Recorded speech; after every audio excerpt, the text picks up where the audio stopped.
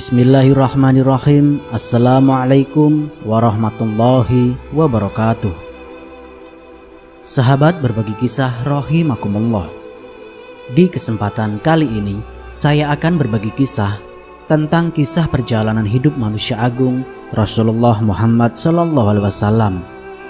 Sirah Nabawiyah bagian 19.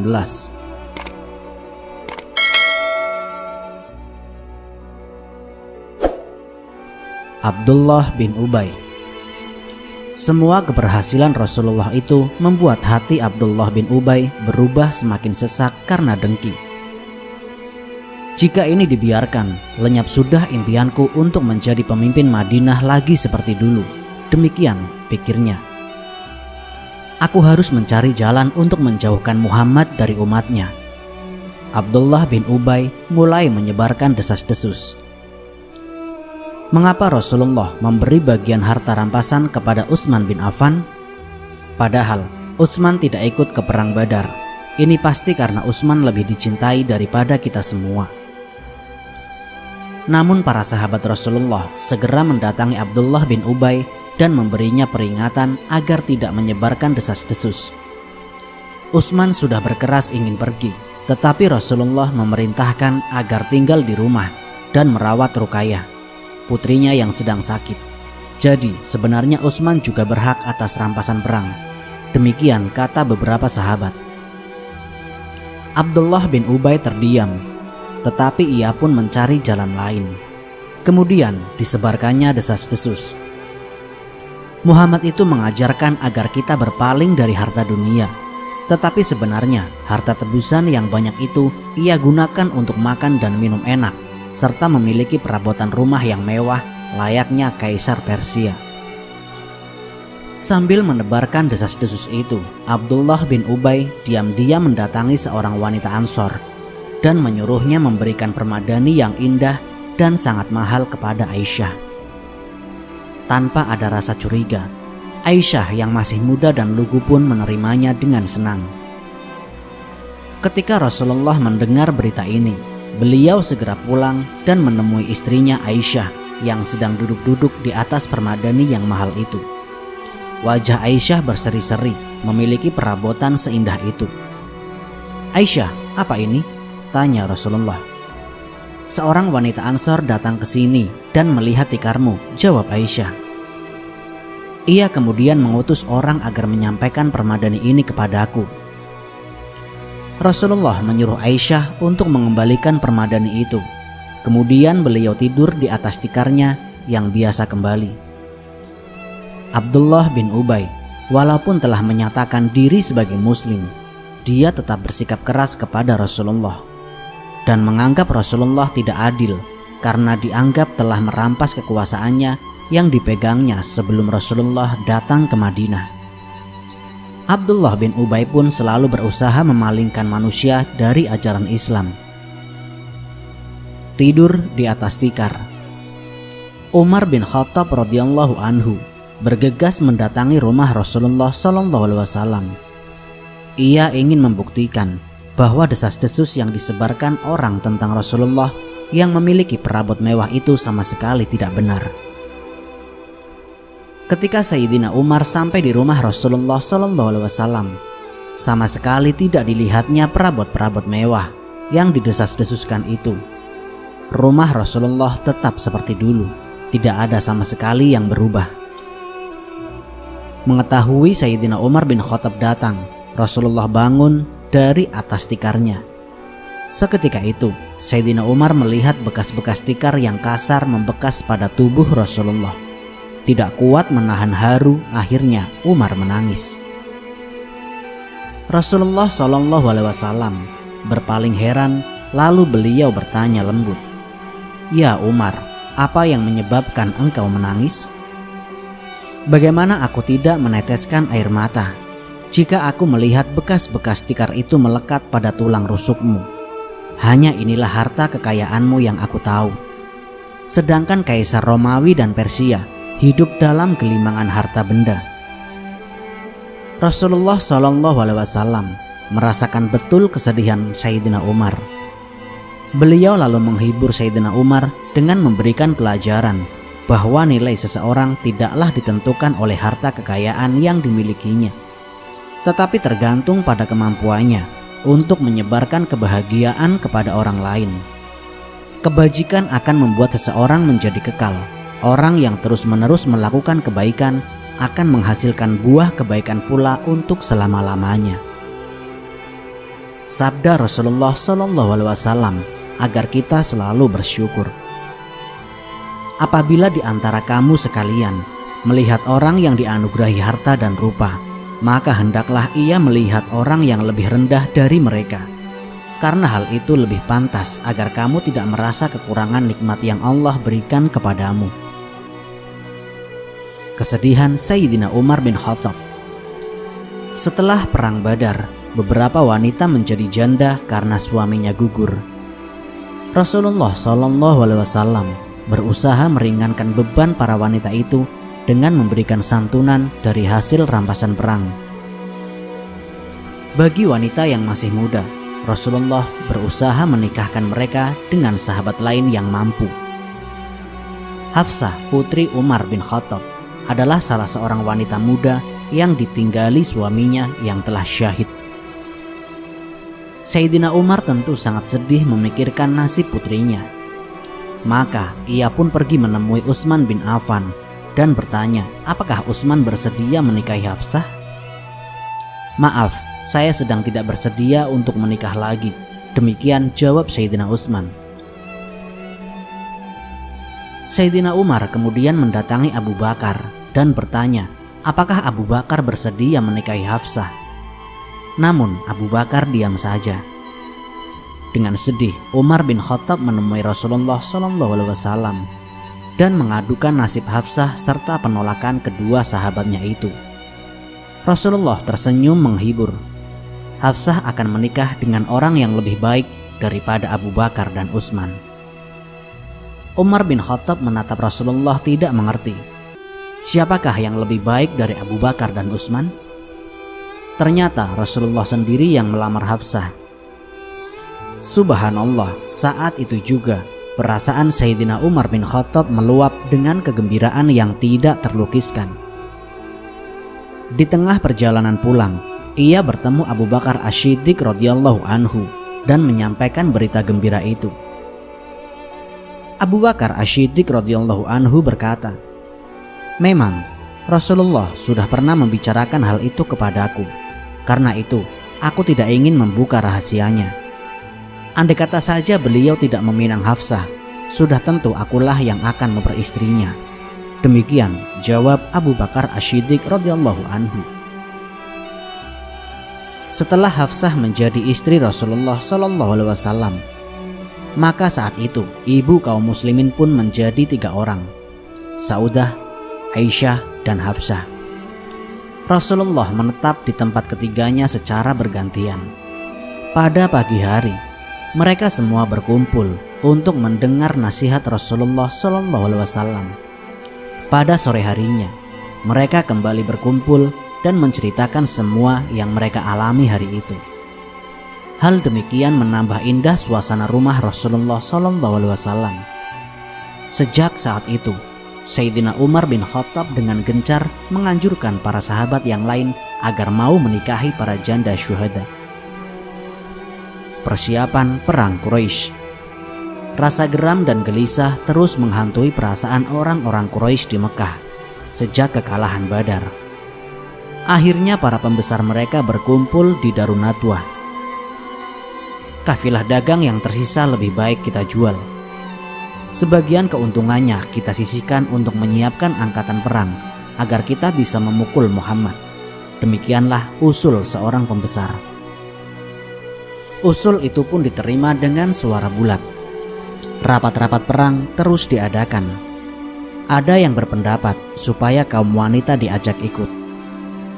Biar kaum wanita bertugas membakar kemarahan dan mengingatkan kepada korban-korban Badar, kita adalah masyarakat yang sudah bertekad mati, tidak akan pulang sebelum sempat melihat mangsa kita atau kita sendiri mati untuk itu. Saudara-saudara Quraisy, demikian sahut yang lain.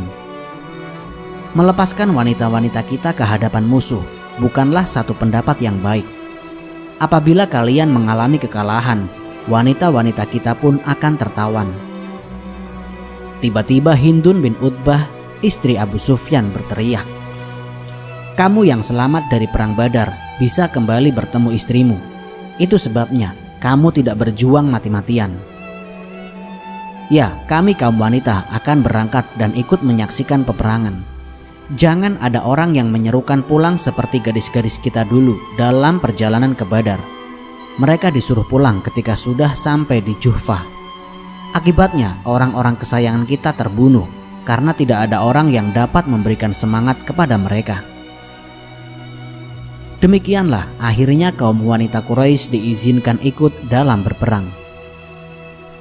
Maka Hindun memanggil Wahsy, seorang budak hitam dari Habasyah. Wahsy terkenal sebagai pelempar tombak yang lihai. "Kau akan kuberikan banyak harta jika berhasil membunuh Hamzah," demikian kata Hindun. Majikan Wahsy, Jubair bin Mut'im, juga berkata, "Kau juga akan kubebaskan jika berhasil membunuh Hamzah. Pamanku telah dibunuh orang itu dalam perang Badar." Pasukan Quraisy berangkat. Setelah semua persiapan matang, pasukan Quraisy pun berangkat. Mereka terdiri atas 3.000 orang dengan 3.000 unta. 200 diantaranya menunggang kuda dan 700 orang berbaju besi. Di barisan belakang, para wanita Mekah dan budak-budak perempuan yang cantik berjalan mengiringi. Mereka memakai perhiasan-perhiasan indah dengan wewangian semerbak. Di tengah-tengah barisan wanita itu berjalan Hindun binti Utbah. Dialah yang memegang komando dari barisan wanita untuk menabuh rebana dan menyanyi. "Kalian tidak boleh mendekati kami, wahai kaum laki-laki," teriak Hindun. Sorot matanya memancarkan kobaran api. "Kami bersumpah bahwa kaum laki-laki tidak boleh mendekati kami sebelum mereka menumpas Muhammad dengan semua pasukannya, sehingga kami dapat pulang sambil menjinjing kepala Hamzah." Semangat Quraisy. Semangat membalas dendam menyala berkobar-kobar di hati setiap tentara Quraisy.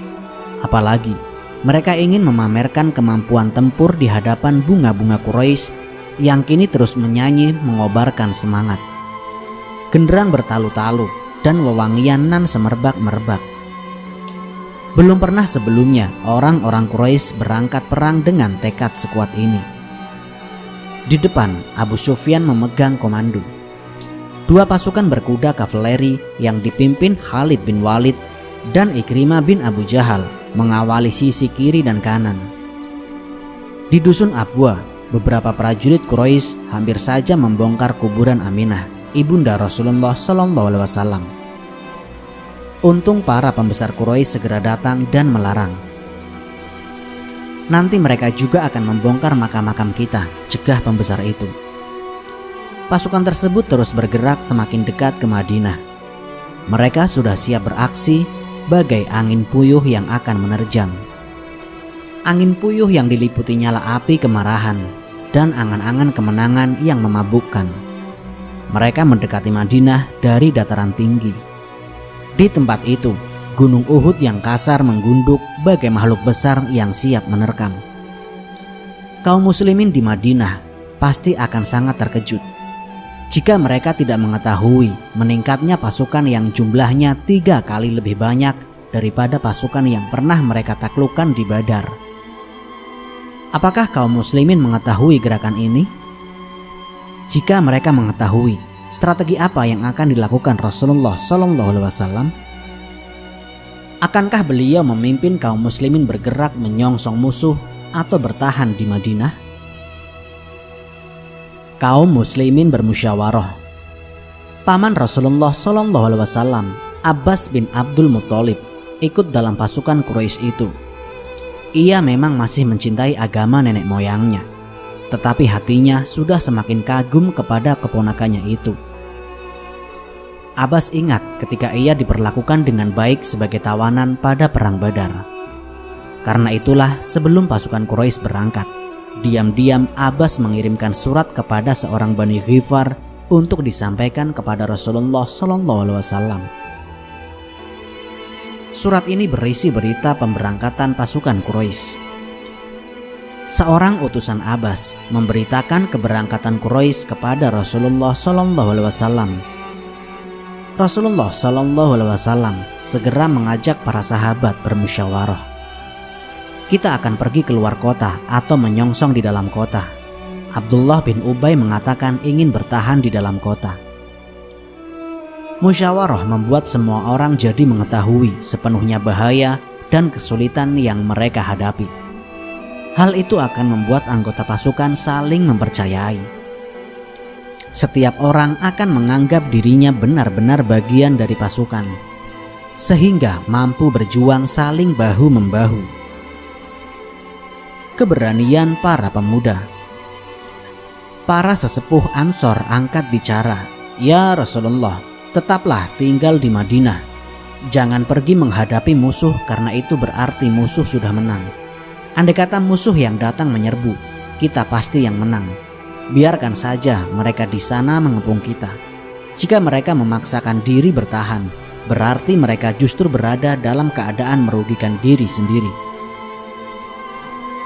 Sebetulnya Rasulullah SAW ingin agar kaum muslimin menyepakati usul ini. Para sesepuh Ansor yang telah berjuang mempertahankan kota selama puluhan tahun tentu tahu benar bahwa mereka lebih baik bertahan di dalam kota. Namun tidak demikian halnya dengan para pemuda muslim yang semangatnya sedang menyala-nyala. Mereka terpukau atas kemenangan 300 orang sahabat Rasulullah SAW menghadapi 1000 orang musuh pada perang Badar. Sebenarnya Rasulullah memang cenderung pada pendapat para sesepuh Ansor itu. Akan tetapi di balik itu, Rasulullah juga mengetahui bahwa apabila mereka bertahan di dalam kota, sangat mungkin akan terjadi pengkhianatan dari kaum munafik atau orang Yahudi. Tiba-tiba Bilal mengumandangkan azan. Rapat perang pun dihentikan dan Rasulullah memimpin mereka melaksanakan sholat Jumat. Khutbah Rasulullah SAW kali ini berisi ajakan agar kaum muslimin menambahkan hati untuk memperoleh kemenangan. Kemudian dimintanya kaum muslimin bersiap menghadapi musuh. Setelah sholat Jumat, rapat dilanjutkan lagi. Sa'ad bin Haitsama berkata, "Semoga Allah memberikan kemenangan atau mati syahid. Dalam perang Badar saya amat mendambakan mati syahid, tetapi ternyata meleset. Justru anak saya yang mendapatkannya. Semalam saya bermimpi bertemu dengan anak saya dan dia berkata, 'Ayah, susulah kami dan kita bertemu di dalam surga.' Sudah saya dapatkan apa yang dijanjikan Allah kepada saya. Ya Rasulullah, sungguh rindu saya akan menemui anak saya di dalam surga. Saya sudah tua, tulang sudah rapuh. Saya ingin bertemu Allah." Kata-kata itu semakin menguatkan semangat kaum muslimin untuk menyongsong musuh keluar kota. "Saya khawatir kamu akan kalah jika pergi keluar kota." Demikian sabda Rasulullah SAW. Namun suara terbanyak kaum muslimin adalah agar mereka menyongsong musuh. Rasulullah pun segera mengetahui keputusan mana yang akan diambil. Setiap pemuda tentulah tidak sama. Pemuda masa kini yang berangan-angan memiliki mobil mewah, uang yang banyak, dan hidup berfoya-foya, dengan pemuda yang bertekad bulat dan kuat untuk mewujudkan kemenangan serta kemuliaan Islam. Baju perang Rasulullah. Selepas sholat Asyar, Rasulullah masuk ke rumah untuk mempersiapkan diri. Abu Bakar dan Umar membantu Rasulullah mengenakan sorban, pedang, dan baju besi. Ketika Rasulullah SAW di rumah, para sahabat di luar sedang ramai kaum muslimin bertukar pikiran. Usaid bin Hudair dan Sa'ad bin Mu'adz adalah orang yang berpendapat bahwa lebih baik bertahan di dalam kota. Mereka pun berkata kepada kaum muslimin yang berniat menyongsong musuh keluar, "Tuan-tuan mengetahui Rasulullah berpendapat mau bertahan dalam kota, namun tuan-tuan berpendapat lain lagi dan memaksa beliau bertempur keluar. Padahal lihatlah, Rasulullah agak enggan melaksanakan strategi itu. Serahkan sajalah soal ini ke tangan beliau. Apa yang diperintahkannya kepadamu, jalankanlah. Mendengar kata-kata itu, sikap para pemuda yang ingin menyongsong musuh pun melunak. Mereka sadar bahwa mereka telah menentang pendapat Rasulullah SAW. Padahal sangat mungkin pendapat Rasulullah itu datang dari Allah. Maka ketika Rasulullah keluar rumah sambil mengenakan baju besi, mereka berkata, "Rasulullah, bukan maksud kami hendak menentang Tuan. Lakukanlah apa yang Tuan kehendaki. Juga kami tidak bermaksud memaksa Tuan. Kami tahu bahwa kehendak Tuan mungkin berasal dari Allah Subhanahu wa Ta'ala." Ke dalam pembicaraan semacam inilah saya ajak tuan-tuan, tetapi tuan-tuan menolak. Demikian jawab Rasulullah.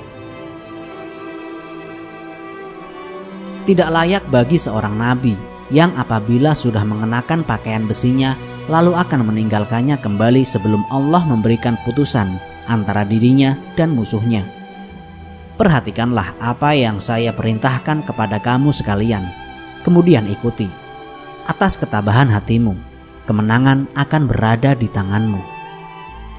Demikianlah Rasulullah SAW selalu memegang keputusan hasil musyawarah. Keputusan seperti itu tidak dapat dibatalkan oleh keinginan-keinginan tertentu. Keputusan hasil musyawarah harus dilaksanakan dengan cara sebaik-baiknya. Lalu berangkatlah kaum muslimin dipimpin oleh Rasulullah SAW ke arah Uhud. Di suatu tempat bernama Syaihan, dia berhenti. Dilihatnya dari kejauhan, di atas pasukan tentara yang belum dikenal. Siapakah mereka itu? Lawan atau kawan? Kaum muslimin berangkat. Seseorang kemudian memberitahu Rasulullah SAW, itu adalah orang-orang Yahudi sekutu Abdullah bin Ubay. Rasulullah SAW bersabda, "Jangan meminta pertolongan orang-orang kafir dalam melawan orang-orang musyrik sebelum mereka masuk Islam." Rasulullah SAW memerintahkan pasukan Yahudi itu pulang ke Madinah. Sebelum pulang, orang-orang Yahudi itu berkata kepada Abdullah bin Ubay, "Kau sudah menasehati Muhammad dan kau berikan pendapatmu berdasarkan pengalaman orang-orang tua dahulu. Sebenarnya dia sependapat denganmu, lalu ia menolak dan menuruti kehendak pemuda-pemuda yang menjadi pengikutnya." Abdullah bin Ubay senang sekali mendengar pendapat itu. Memang betul, demikian pikir Abdullah bin Ubay. Aku sudah menasehati Muhammad dan dia tidak menurut. Jadi sudah sepantasnya jika aku tidak ikut dalam perang ini. Kemudian Abdullah bin Ubay mulai menghasut dan menyebarkan desas-desus untuk membuat hati sebagian orang menjadi ragu. Keesokan harinya, Abdullah bin Ubay berhasil mempengaruhi 300 pengikutnya agar menarik diri dari pasukan Rasulullah dan kembali ke Madinah menyusul pasukan Yahudi. Kini tinggal Rasulullah beserta 700 orang sahabat yang melanjutkan perjalanan ke Gunung Uhud untuk menyongsong musuh. Bersabarlah, bersabarlah. Demikian nasihat Rasulullah SAW kepada para sahabat yang tetap bersamanya. Saat itu pasukan muslim sebenarnya sangat membutuhkan kuda, tapi Abdullah bin Ubay telah menggiring sebagian besar kuda dan dibawa pulang. Kini mereka semakin dekat ke Uhud. Pagi-pagi sekali sebelum musuh terbangun, pasukan muslimin bergerak maju ke Uhud dan memotong jalan sedemikian rupa sehingga musuh berada di belakang mereka. Dengan strategi itu, pasukan muslimin lebih dulu tiba di Gunung Uhud sehingga bisa lebih leluasa menempatkan pasukan. Bersabarlah, bersabarlah. Demikian nasihat Rasulullah kepada para sahabatnya yang tetap bersamanya. Dalam perang Badar, pihak muslimin hanya memiliki 3 ekor kuda. Ini berarti 1 kuda untuk setiap 100 orang. Namun berkat usaha keras Nabi Muhammad SAW, dalam waktu 7 tahun, pasukan muslimin memiliki 10.000 ekor kuda untuk setiap 30.000 tentara, berarti 1 kuda untuk setiap 3 orang. Penempatan pasukan panah.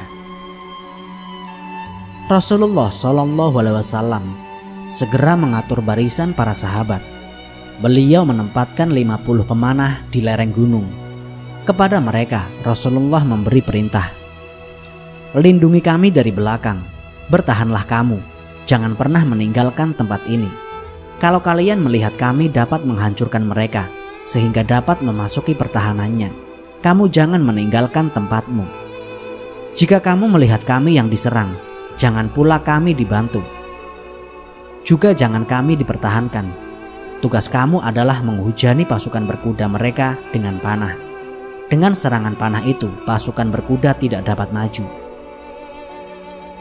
Selain pasukan pemanah, Rasulullah memerintahkan agar pasukan yang lain tidak menyerang siapapun sebelum beliau memberi perintah menyerang. Pasukan Quraisy yang tiba belakangan juga segera menyusun barisan.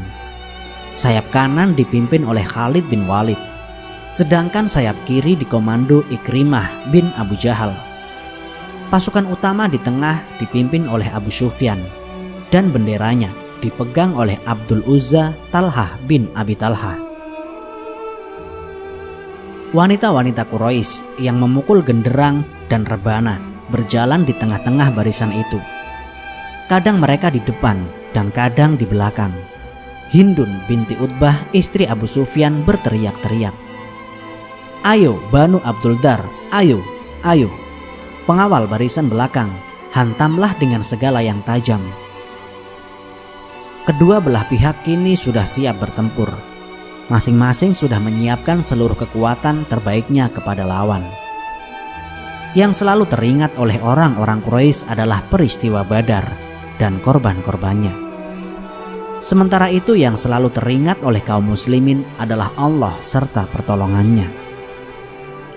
Rasulullah SAW berpidato di hadapan pasukannya dan memberi semangat dalam menghadapi pertempuran.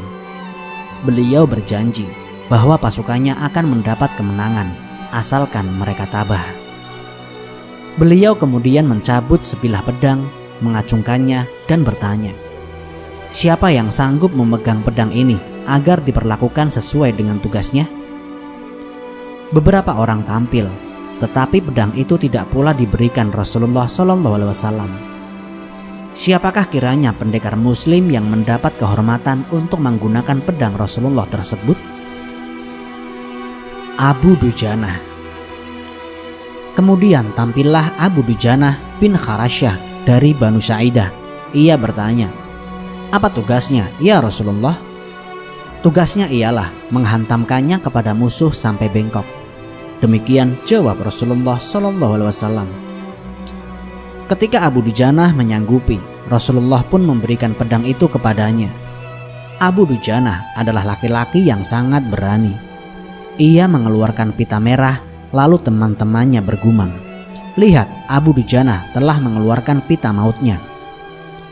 Semua orang mengetahui bahwa Abu Dujanah sudah siap bertempur apabila ia telah mengeluarkan pita merahnya itu. Pita itu diikatkan di kepala, kemudian ia berjalan dengan angkuh dan berlagak di tengah-tengah pasukan seperti yang biasa ia lakukan apabila sudah siap menghadapi pertempuran. Rasulullah melihat perilaku Abu Dujanah itu kemudian bersabda, "Cara berjalan seperti itu sangat dibenci Allah, kecuali dalam pertempuran seperti ini." Rasulullah memberikan kepercayaan kepada Mus'ab bin Umair untuk memegang bendera pasukan. Hamzah bin Abdul Muthalib berada di barisan terdepan didampingi Abu Dujanah, Ali bin Abi Thalib, Sa'ad bin Abi Waqqas, Umar bin Khattab, dan Abu Ubaidah bin Jarrah. Orang pertama yang mencetuskan pertempuran adalah Abu Amir Abdul Hamid bin Syaifi al-Ausi. Ia sebenarnya berasal dari suku Aus, tetapi sengaja pindah dari Madinah ke Mekah untuk mengobarkan semangat Quraisy agar memerangi Rasulullah SAW. Ia tidak ikut dalam perang Badar. Kini ia terjun dalam perang Uhud dengan membawa 15 orang dari suku Aus. Selain itu beberapa budak penduduk Mekah juga bergabung dengan regunya. Abu Amir maju ke depan dan memanggil-manggil kaum muslimin dari golongan Aus. Menurut dugaannya, orang-orang Islam dari Aus itu akan menuruti panggilannya dan memihak Quraisy. "Saudara-saudara dari Aus, saya adalah Abu Amir." Demikian panggilnya berkali-kali. Akan tetapi, kaum muslimin dari kalangan Aus membalas dengan teriakan pula, "Allah tidak akan memberikan kesenangan kepadamu, durhaka." Kemudian pertempuran pun pecah. Rasulullah SAW bersabda, "Ditempatkan di bagian terdepan dari jalan Allah selama 1 hari lebih baik daripada dunia dan segala isinya." Beliau juga berkata, "Setiap orang yang gugur telah menyelesaikan tugas sepenuhnya, kecuali orang yang berada di bagian terdepan dari jalan Allah, karena amalnya akan terus bertambah sampai hari kebangkitan." Pertempuran 700 orang beriman melawan 3.000 orang musyrik. Sayap kiri Quraisy yang terdiri atas pasukan pemuda dan kavaleri pemimpin Ikrimah bin Abu Jahal pun bergerak maju. Mereka berusaha menyerang pasukan muslim dari samping. Namun pasukan pemanah muslim menghujani mereka dengan panah dan batu. Abu Amir dan para pengikutnya dibuat mundur tunggang langgang. Saat itu Hamzah bin Abdul Muthalib terjun ke tengah pertempuran sambil meneriakkan teriakan tempur Uhud yang terkenal, "Mati, mati." Talhah bin Abu Talhah yang membawa bendera Quraisy berteriak, "Siapa yang akan berduel denganku?" Ali bin Abi Thalib pun maju. Dengan tangkas dan sangat cepat, Ali mengalahkan lawannya itu. Melihat hal itu, Rasulullah SAW menjadi lega. Seketika takbir pun berkumandang dari barisan muslim. Rasulullah SAW memerintahkan pasukan muslim melancarkan serangan.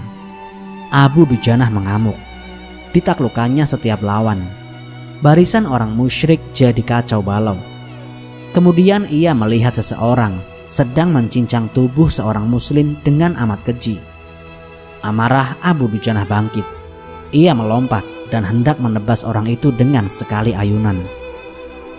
Tapi saat itu dilihatnya sasarannya ternyata Hindun bin Utbah. Abu Dujanah mundur dan menyerang ke arah lain. Terlalu mulia rasanya apabila pedang Rasulullah dihantamkan pada seorang wanita. Orang-orang Quraisy pun balas menyerang dengan sangat keras. Darah mereka mendidih mengingat kematian para pemimpin mereka pada perang Badar. Di belakang mereka, kaum wanita mengobarkan semangat. Tidak sedikit para budak yang akan dijanjikan kebebasan apabila berhasil membalaskan dendam kematian seorang bapak, saudara suami, atau orang-orang tercinta dari majikan mereka. Hindun bin Utbah sangat mendendam kepada Hamzah. Ia telah menjanjikan hadiah besar dan kebebasan kepada seorang budak apabila berhasil membunuh Hamzah. Kini Wahsy mulai menjalankan tugasnya. Ia mengendap dengan lincah ke sana kemari untuk mencari di mana Hamzah bin Abdul Muthalib berada. Wallahu alam bishawab. Semoga kisah ini dapat memberikan manfaat bagi kita semua. Jika kalian suka dengan channel ini, silakan klik tombol subscribe untuk mendukung berbagi kisah sebagai salah satu channel yang memberikan informasi kisah-kisah Nabi dan sejarah Islam yang dapat kita teladani sebagai umat muslim. Akhirul kalam, wassalamualaikum warahmatullahi wabarakatuh.